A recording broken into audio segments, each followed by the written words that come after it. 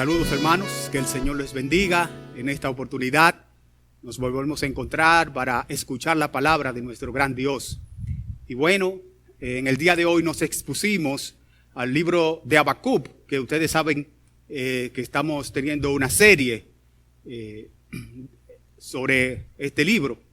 Y en esta ocasión ahora nos volvemos a encontrar, pero ahora vamos a examinar, a estudiar, a ver, analizar todo lo que el Señor tiene para con nosotros en el Salmo capítulo 37, versículo 25. Hoy estaremos exponiendo con el tema testimonio de la fidelidad de Dios. Testimonio de la fidelidad de Dios.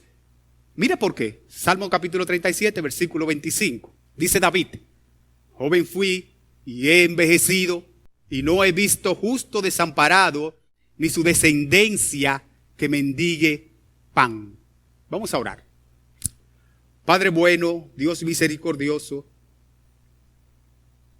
el sermón de esta ocasión, de esta oportunidad, se titula Testimonio de la fidelidad tuya, porque esto es lo que está haciendo precisamente David, dando su testimonio de tu fidelidad, Padre, de tu amparo, de tu cuidado, de tu protección, provisión, dirección en su vida. Ayúdanos a apreciar estas cosas. Trata con nosotros, ministra nuestros corazones, llévate toda la gloria y salva a los perdidos, porque te lo pedimos en Cristo. Amén. Testimonio de la fidelidad de Dios. Y amados hermanos, como decía mientras oraba, ¿por qué el título de nuestro sermón es este? Bueno, porque precisamente esto es lo que está haciendo David. En el Salmo capítulo 37, versículo 25, David está dando un testimonio de su vida. En lo que dice aquí en este salmo, pero además en lo que dice más adelante en algunos otros salmos que visitaremos durante la predicación. Y yo quiero que veamos en esta oportunidad un solo punto en este sermón. Vamos a ver el fiel amparo del Señor sobre sus hijos. El fiel amparo del Señor sobre sus hijos. Solamente este punto lo abarcaremos. Y quiero empezar diciendo, desde ya en este primer punto, que es el único que veremos, que quien habla aquí es precisamente el salmista David, quien escribe Salmo capítulo 37 completo, pero nos hemos detenido a ver ese versículo 25. Y lo que expresa en este pasaje, amados hermanos, refleja su propio testimonio de vida, su propia experiencia con el Señor. Dicho de otro modo, David, quien escribe, dice haber sido testigo del amparo del Señor en su vida y en las de otros incluso. Tanto que en un momento dado, y todos recordaremos esto, él recuerda la experiencia que tuvo y cuando vio la mano del Señor, como lo relata por ejemplo en 1 de Samuel capítulo 16, donde se menciona aquel enfrentamiento famoso de David con el gigante Goliat. Pero él no solamente habla en 1 de Samuel capítulo 16, o no solamente se nos habla en 1 de Samuel capítulo 16 de este enfrentamiento victorioso y de amparo hacia David por parte de Dios, donde el Señor, como lo hemos leído, le dio la victoria grandemente a David. Y no solamente lo vio él, sino también todos los que estaban alrededor viendo el escenario. Y además esta noticia corrió también en todas las ciudades y los pueblos del entonces. Pero otra vez, David, en Primera de Samuel capítulo 16, en este libro de Primera de Samuel capítulo 16, nosotros no solamente podemos ver esta historia, sino que el mismo David en ese mismo capítulo nos relata cómo vio la mano del Señor y el amparo del Señor también, cuando en ocasiones, dicho por él mismo, mientras pastoreaba las ovejas de su padre, fueron aquellas ovejas libradas por manos de leones, de oso. Y no solamente las ovejas, sino el propio David, que se enfrentó a leones y se enfrentó a osos. Amados hermanos, nosotros sabemos que un hombre enfrentarse a un león, un hombre enfrentarse a un oso, Eso es una carnada para un animal como este. Sin embargo, nosotros podemos observar por lo que David está diciendo aquí, por su testimonio de vida, su experiencia, que Dios lo libró de esto, que Dios lo guardó de esto, que Dios lo salvó de esto. Y le dio una capacidad y una fuerza y un poder tan inigualable, que dice él aquí, que pudo enfrentar a estos animales. Obviamente, como él mismo lo explica, para librarlos de las ovejas que apacentaba o las ovejas que pastoreaba. Y de hecho, eso dice del corazón pastoral que tenía David. Nosotros no solamente vemos esta experiencia de David aquí. David tiene un corazón pastoral, porque también lo vemos en 2 de Samuel. Todos conocen la historia cuando él censó el pueblo y el Señor se molestó contra él y trajo juicio. Y David, en medio de aquella circunstancia, mientras el ángel de Jehová estaba llevando mortandad, David se arrodilla delante del Señor y le dice: ninguna de estas personas fue que pecaron, fui yo, cóbramelo a mí. Y eso habla una vez más de un corazón pastoral como el que tenía David. De manera que David está hablando con experiencia, con testimonio vivido, cuando en el Salmo 37, 25, otra vez dice: joven fui y he envejecido y no he visto justo desamparado. Y esta es la primera parte que yo quiero que veamos de este pasaje, cuando David dice que él había envejecido. Sin embargo, aún durante todo ese tiempo, hasta llegar a su vejez, él puede testificar que no había visto justo desamparado. Justo desamparado. Y de nuevo, amados hermanos, David está hablando por conocimiento de causa acerca de él mismo. Y desde luego, David no está indicando aquí la ausencia de situaciones difíciles en la vida. No es eso lo que David está diciendo. David no está diciendo: el justo no va a tener situaciones difíciles. El justo no va a pasar por circunstancias engorrosas. El justo no va a pasar por circunstancias fuertes. No es eso lo que David está diciendo aquí. ¿Por qué? Bueno, porque es inevitable en este mundo caído el que tengamos todas estas cosas. Más bien, él dice que aún en medio de estas cosas, de esta circunstancia, Dios iba a extender y va a extender su amparo para con nosotros. Y durante su juventud y hasta su vejez, David lo había visto en él. Y en su vida, y en la vida de otros, como vamos a ver en un momento. Y amados hermanos, Dios es y será siempre fiel a sus promesas. Voy a repetir esto, mi hermano. Dios es y será siempre fiel a sus promesas, a las promesas que Él ha prometido.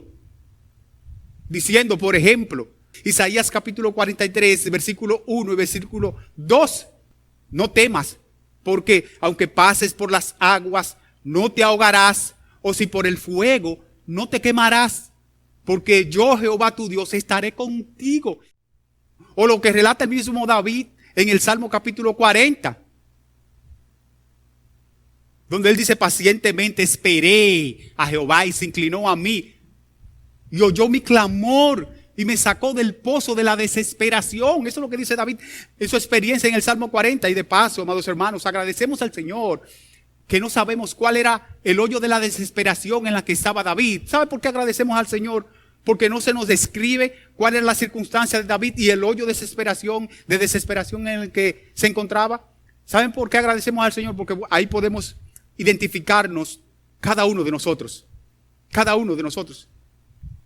De manera que cuando nos veamos en el hoyo de la desesperación, recordemos que así como Dios amparó, sacó a David, puso sus pies sobre peña o sobre lugar firme, de este mismo modo que Dios libró a David y amparó a David de ese hoyo de la desesperación, Dios también te amparará a ti y pondrá tus pies también en lugar firme.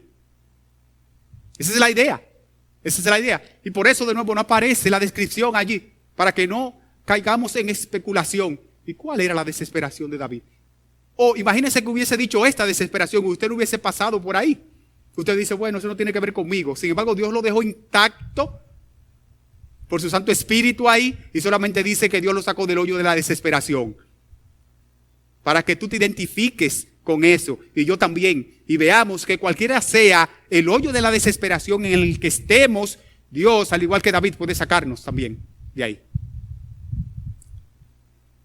Amados hermanos, de nuevo, David está diciendo, joven fui y he envejecido y no he visto justo desamparado. Otra vez, y a riesgo de parecer repetitivo con relación a esto, yo quiero decirme, hermano, David está hablando con conocimiento de causa. Ya relatamos la historia de 1 Samuel capítulo 16, cómo David pudo ver la mano del Señor frente a un Goliat, no solamente frente a un Goliat, sino también, como él mismo dice, enfrentándose a osos y a leones para librarlas de las garras de las ovejas. Y Dios le dio la victoria. O sea, cuando David se está diciendo en el Salmo capítulo 37, versículo 25, que no ha visto justo desamparado, David sabe lo que está diciendo. David no está escribiendo por escribir. Obviamente está escribiendo por la inspiración divina, pero también ahí está la experiencia certificada de David. Pero no solamente esto, no solamente esto. Sigamos viendo en nuestro primer punto. Mire, por ejemplo, lo que nos dice 1 Samuel capítulo 23, verso número 14. Para que sigamos viendo el fiel amparo del Señor sobre sus hijos. Dice allí, y David se quedó en el desierto en lugares fuertes y habitaba en un monte en el desierto de Sif. Y lo buscaba Saúl todos los días, de domingo a domingo. Pero Dios no lo entregó en sus manos. Joven fui y he envejecido. Sin embargo, dice David, no he visto justo desamparado. David sabe lo que está hablando. David sabe. Y de paso, mis hermanos, esto es una oportunidad para recordar que no nos quejemos ni desesperemos en las circunstancias difíciles. Porque primero, nuestro Dios está ahí. Y segundo, cuando pasamos por esos momentos, entonces vamos a tener experiencia y eventos vividos para consolar también a otros. Mire cómo nos estamos consolando con las palabras de David, pero ciertamente fue porque David pasó por esa circunstancia. De hecho, eso es lo que dice el libro de 2 de Corintios capítulo 1, versículo 3 en adelante. Que Dios nos consuela en nuestras tribulaciones para que nosotros podamos luego consolar a otros. Así que ve esta situación tuya, esta circunstancia tuya, como un momento primero de glorificar a Dios, pero también como una oportunidad posterior, ¿sí?, para consolar a otros. Así que David luego en su vejez murió sin haber sido desamparado por su Señor. Está hablando con propiedad. Y no he visto justo desamparado. Y esa expresión justo desamparado, mis amados hermanos, eso no existe. Eso no existe. Eso no existe en la palabra del Señor. Justo desamparado. Eso no existe. De hecho, David lo está mencionando aquí para cuestionarlo. Escuchen lo que dice Tim Keller. Cristo experimentó el desamparo del Padre precisamente para que nosotros nunca fuésemos desamparados por Él. ¡Wow! Cristo experimentó todo el desamparo por parte del Padre en la cruz precisamente para esto, para que ahora nosotros nunca fuésemos desamparados por el Señor. Nunca. Eso no existe, eso es una contradicción. El justo desamparado, eso es una contradicción. Eso no existe.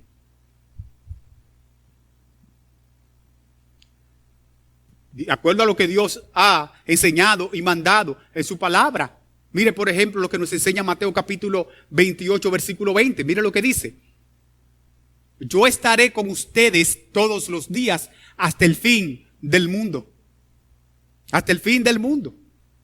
Pero para seguir corroborando, mis amados hermanos, el amoroso, bondadoso amparo de Dios sobre sus hijos, aparte de lo que dice David, aparte de su experiencia, como nos relata Primera de Samuel capítulo 16, aparte de su experiencia cuando Dios lo libró de la mano de Saúl, muy aparte de lo que nos enseña aquí Mateo capítulo 28, verso 20, de que Dios ha prometido estar con nosotros todos los días hasta el fin del mundo. Mira lo que nos enseña también Isaías capítulo 49, versículo 15 al 16. Isaías capítulo 49, 15 al 16. ¿Se olvidará la mujer de lo que dio a luz para dejar de compadecerse del hijo de su vientre? Es una pregunta, pero es una posibilidad. Pero mire lo que sigue diciendo. Aunque olvide ella, porque es una posibilidad de que esta mujer olvide. De hecho, hay mujeres que han olvidado sus hijos. Pero dice el Señor, yo nunca me olvidaré de ti. Y he aquí que en las palmas de las manos te tengo esculpida. Delante de mí están siempre tus muros. Mi hermano, ¿cómo puede el Señor olvidarse de ti si te tiene en sus manos? Sin embargo, nuestras mentes nos engañan, nos abruman a veces, como vamos a leer en un momento dado, quizás, porque llegan momentos, pensamientos a nuestra vida donde dicen, Dios se olvidó de mí. Dios se olvidó de mí. No, pero el texto está diciendo que estamos esculpidos, tallados, dibujados en las manos del Señor. O lee lo que enseña Hebreos capítulo 13, versículo 5. Escucha. Sean vuestras costumbres sin avaricia, contento con lo que tenéis ahora. Porque Él dijo, no te desampararé ni te dejaré. Mis hermanos, contento. Porque no importa la circunstancia, Dios no nos ha dejado ni nos ha desamparado. Y de hecho aprendemos de ese Hebreos capítulo 13, versículo 5, que la doctrina del amparo del Señor sobre mi vida es un antídoto en contra de la avaricia. ¿Por qué yo debo desechar la avaricia? Bueno, porque Dios ha dicho que no me va a desamparar. Entonces yo no tengo que estar preocupándome por ser avaricioso, por estar tras muchas cosas, porque mi amparo, mi provisión está en las manos del Señor. De nuevo, el Padre abandonó precisamente a Cristo en la cruz para que no haya desamparo de su parte a nosotros. En ningún momento y bajo ninguna circunstancia. Según Hebreos, que acabamos de leer, capítulo 13, verso 5, Él ha prometido no desampararnos ante nuestras reales necesidades. Y ojo, digo ante nuestras reales necesidades, porque Dios no está comprometido con nuestra avaricia, ni con nuestros deseos caprichosos. Eso no lo vemos en las Escrituras. Dios está comprometido con proveernos para nuestras necesidades primarias y reales. Dios no complace caprichos, ni deseos malsanos, ni antojos. No, Dios está comprometido una vez más con nuestras necesidades primarias y reales. Y amados hermanos, podemos tener situaciones difíciles y angustiosas. Podemos tener problemas. Sí, pero como leímos en Isaías capítulo 49, versículo 15 al 16, y nos dice incluso Romanos capítulo 8, estamos en las manos del Señor. Y nada ni nadie nos puede arrebatar de las manos de nuestro gran Dios. Como nos afirma Romanos capítulo 8. Antes bien, frente a todas estas cosas, somos más que vencedores por Cristo Jesús. Más que vencedores, mis hermanos. Por eso su amparo y su cuidado estarán desde ahora y para siempre a nuestro favor. Una cosa más, mis amados hermanos. Ojo con esto. Y prestemos mucha atención. Mi hermano, mi hermana. Nunca evalúes el amor de Dios o el amparo de Dios en tu vida por lo que tú estás atravesando en este momento. Permíteme de todo corazón repetir esto. nunca, pero nunca evalúes el amor y el amparo de Dios en tu vida por lo que tú estás atravesando en este momento. Eso no es bíblico, eso no es sabio, eso no es sano para el alma o para nuestra vida espiritual. Primero, voy a dar las razones. Primero, hay creyentes que son como Gedeón. Este gran hombre de Dios que se nos menciona en Jueces capítulo 6. Allí en Jueces capítulo 6 se nos relata que los madianitas tenían cansados a los israelitas, abusando de ellos, de tal forma que cada vez que ellos sembraban, iban a cosechar, entonces los madianitas llegaban y se llevaban toda la cosecha, todos los frutos, el trigo, todo, se llevaba el aceite, se llevaba todo. Solamente esperaban que los israelitas sembraran y entonces empezaran a cosechar, para ello entonces llegar los madianitas y rodear y atacar y llevárselo todo. Bueno, cuenta Jueces capítulo 6, que en una ocasión Gedeón, viendo todo esto, ya estaba cansado y desanimado, se sentó a un lugar y apareció el ángel de Jehová. Y el ángel de Jehová le dice así, y estoy relatando íntegra la historia: varón de Dios, esforzado del Señor, Jehová está contigo. ¿Usted sabe lo que le dijo Gedeón? Gedeón le dice, Jehová está conmigo. Y si Jehová está conmigo, ¿por qué los madianitas vienen a abusar? Dice, hermano, así no, a veces nosotros somos así. Evaluamos el amor de Dios, el amparo de Dios y la protección de Dios, el cuidado de Dios sobre nosotros en virtud de cómo nos va alrededor. Gedeón dijo, Dios está conmigo. Y entonces abuso de los madianitas.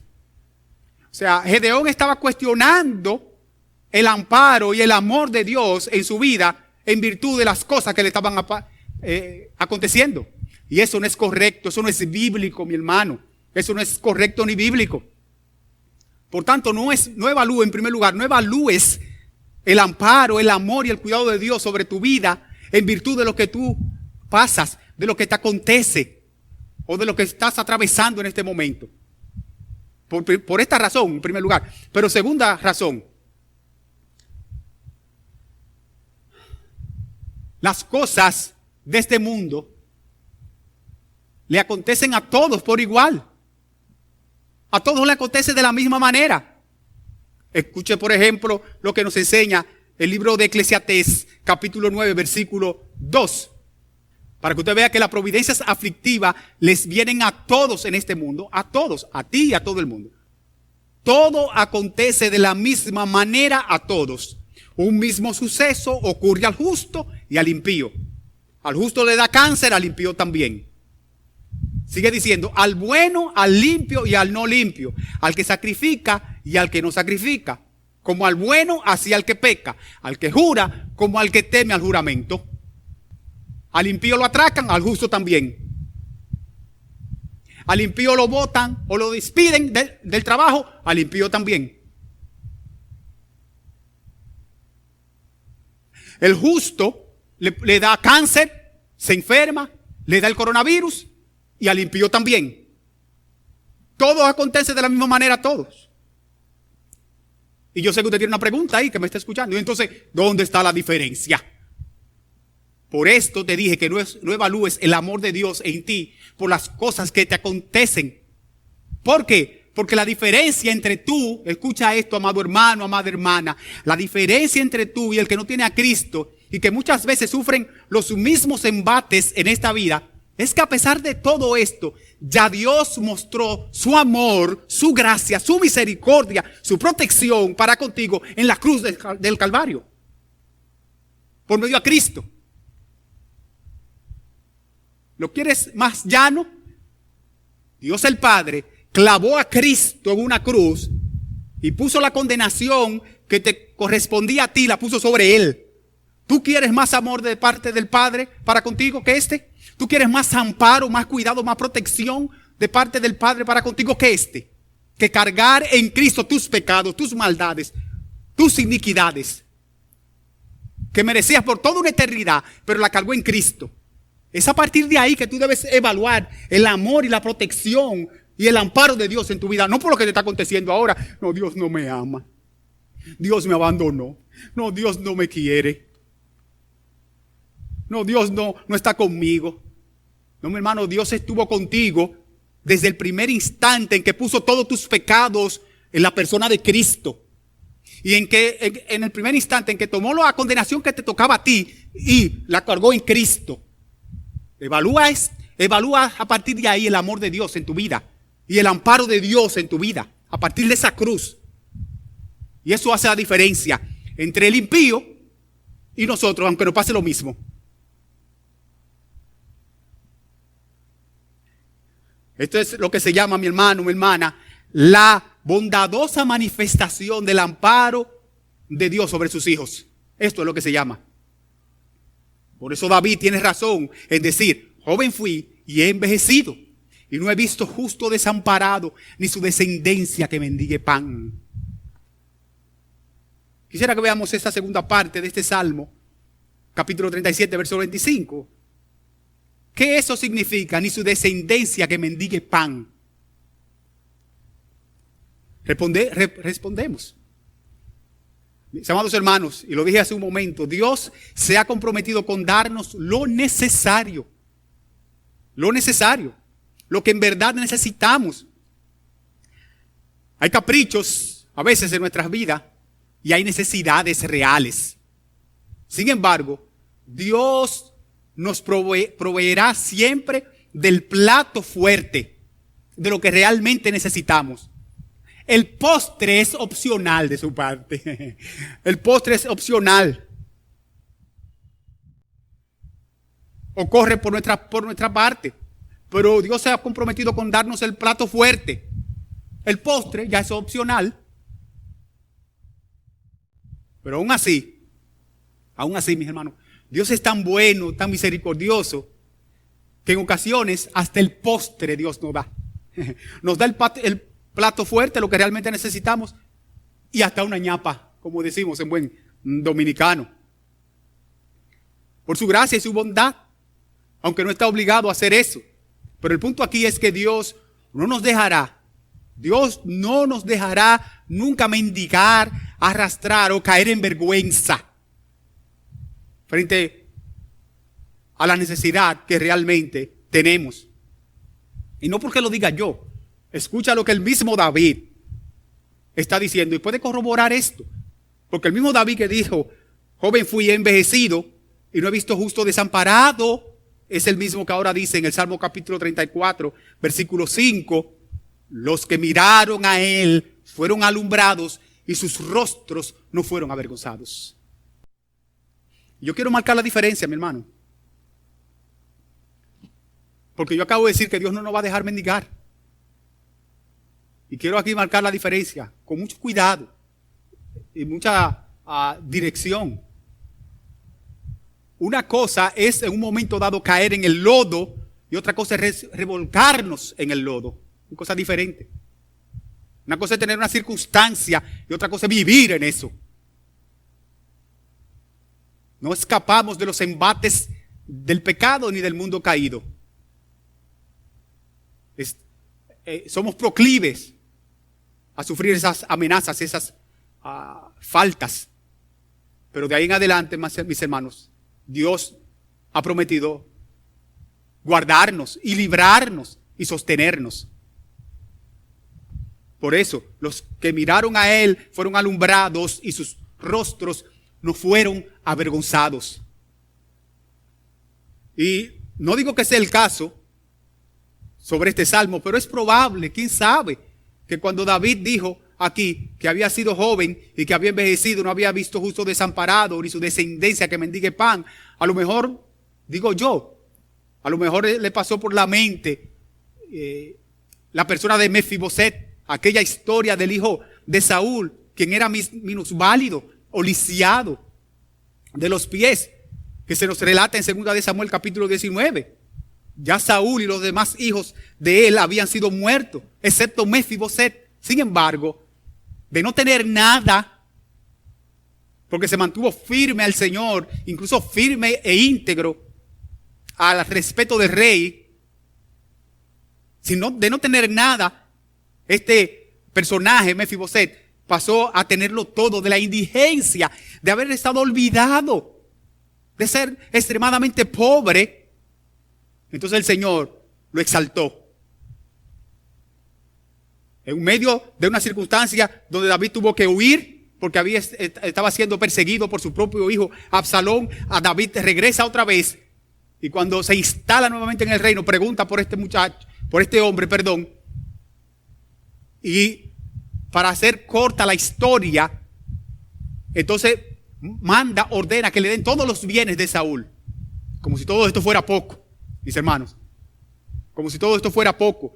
Siendo Mefiboset minusválido, lisiado, aparte de que le da todas las herencias que le eran de Saúl, entonces ordena que Mefiboset comiera en la mesa con David. Mis hermanos, podemos tener una circunstancia en un momento, pero Dios ha prometido estar con nosotros, más tarde que más temprano. ¿Y por qué? De nuevo, porque no hay justo desamparado ni su descendencia que mendigue pan. Sí, es cierto. Pueden haber situaciones difíciles, crisis fuertes. Sin embargo, como dice el libro de Eclesiastés, capítulo 7, versículo 13, versículo 14. En el día del bien, goza del bien. Y en el día de la adversidad, detente, medita, considera. Dios hace lo uno como lo otro. ¿Te das cuenta, mis hermanos? Dios es el Dios de la provisión. Cuando tú estás boyando la provisión, ese es el mismo Dios cuando tú estás en un momento de escasez. Y el Dios que no te desamparó aquí en esta gran provisión, es el mismo que no te desamparará en esta escasez o en esta circunstancia. En el día del bien, goza del bien. En el día de la adversidad, no pelees, no te quejes, no te pongas guapo, no te entruñes contra Dios. No, medita, considera. Él ha traído lo uno y lo otro. Es lo que dice el libro de Eclesiastés. Creo, es probable que estas cosas le dieron fuerza a David para decir con seguridad: yo he sido joven, he envejecido. Sin embargo, un justo desamparado no lo he visto. Y amados hermanos, la santa palabra de Dios sigue corroborando esto. No solamente David, sino toda la Biblia sigue corroborando esto. Piénsese, por ejemplo, en Génesis capítulo 22. El famoso ejemplo de la provisión de Dios, o la provisión que Dios hizo de un carnero en sustitución del sacrificio de Isaac por parte de su padre Abraham. Allí, en ese monte Moriah, solos, Abraham e Isaac, donde no había nada. Y como casi de la nada, aparece un animalito, un cordero, una provisión. Y precisamente, Dios llama a ese lugar Jehová Jireh, el Dios que provee. Porque precisamente esto es lo que Dios hace, amados hermanos, esto es lo que Dios hace. Dios llama a las cosas que no son como si fuesen. Lo que vemos hoy fue hecho de lo que no se veía. Ese es Dios. Ese es Dios. Las cosas que no son, Dios las llama como si fuese. ¿Dónde estaba el corderito? ¿Dónde estaba ese animalito en el monte Moriah? No estaba. Sin embargo, Dios lo trajo. Porque Dios llama a las cosas que no son como si fuesen. Dios hizo este universo que lo vemos, y lo hizo de lo que no se veía. Dios no tiene falta de recursos. Dios no tiene necesidad. Dios no tiene escasez. Pero esto sería solamente un ejemplo. Obsérvese o recuérdese el ejemplo de Primera de Reyes, capítulo 17, donde se relata la historia de aquella viuda de Sarepta, en quien Dios hizo un gran milagro. Cuando ya al punto de morir, el Señor envió allí el profeta Elías.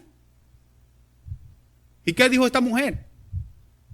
Mira, yo estoy recogiendo un poco de leña para hacer este poco de harina que me queda, comérmela con mi hijo y morirme.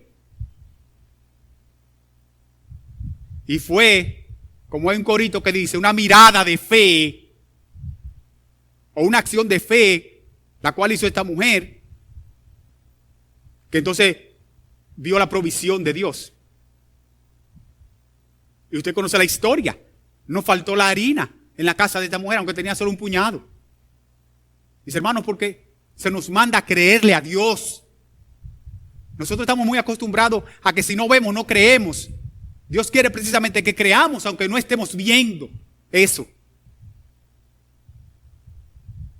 Eso es la fe. La certeza de lo que se espera y la convicción o la seguridad de lo que no se ve, eso es fe. No es solo locura, no, eso es fe. Es la Biblia que lo dice. La fe es la certeza de lo que se espera y la convicción o la seguridad de lo que no se ve. Pero tú no ves eso, no, pues yo lo creo.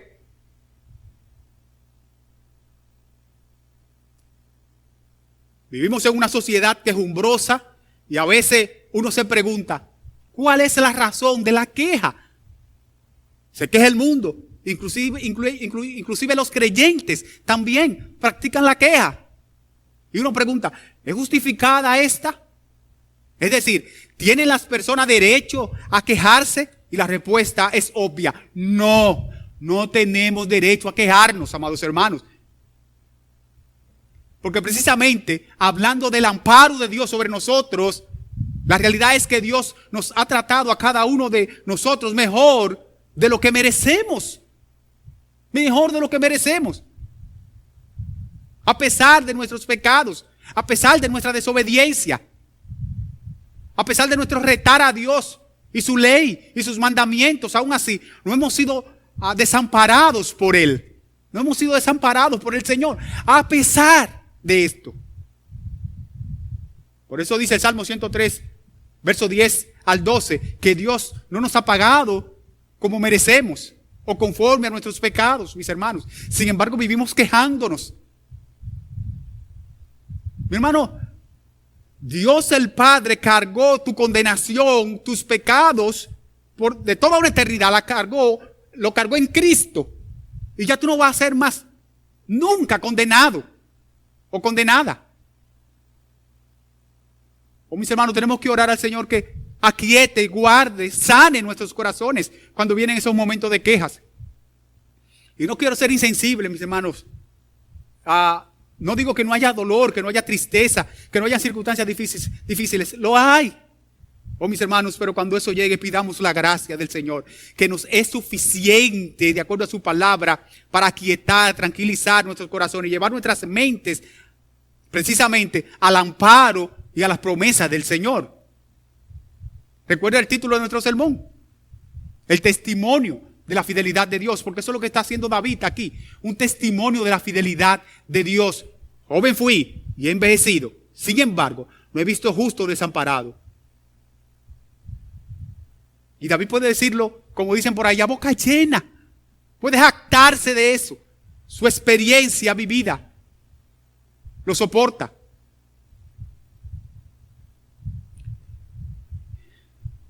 Cristo fue y es la manifestación más clara del amparo de Dios en tu vida.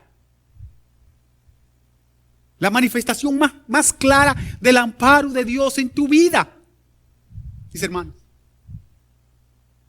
Puede faltarte en un momento dado cualquier cosa, pero eso no se compara con lo que Dios hizo contigo y en favor tuyo al entregar a Cristo en tu lugar.